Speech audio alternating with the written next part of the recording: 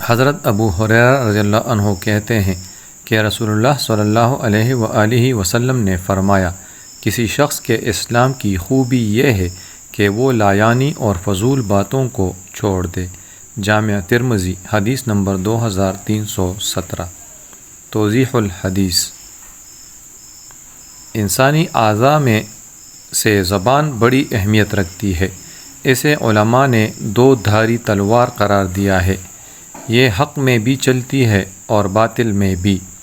انسان کی زبان زندوں پر بھی چلتی ہے اور کبھی مردوں کو بھی نہیں بخشتی۔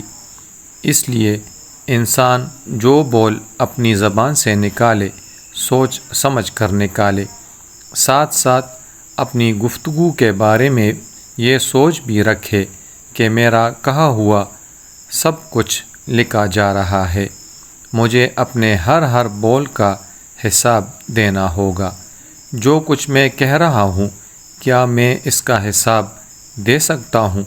ارشاد باری تعالیٰ ہے، ما یلفظ من قول الا لدیہ رقیب عتید، کہ انسان کی زبان سے کوئی لفظ ایسا نہیں نکلتا جسے لکھنے کے لیے حاضر باش فرشتہ نگران موجود نہ ہو، یعنی میری اور آپ کی تمام تر گفتگو لکھی جا رہی ہے۔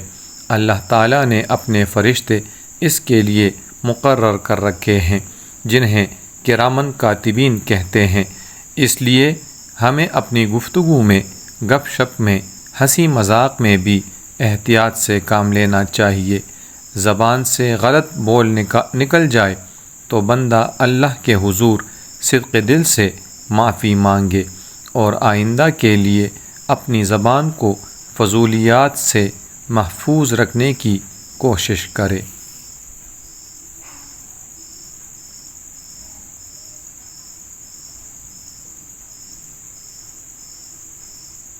اللہ ہمیں دین پر ثابت قدم رکھے اور قرآن و حدیث پر عمل کرنے کی توفیق عطا فرمائے۔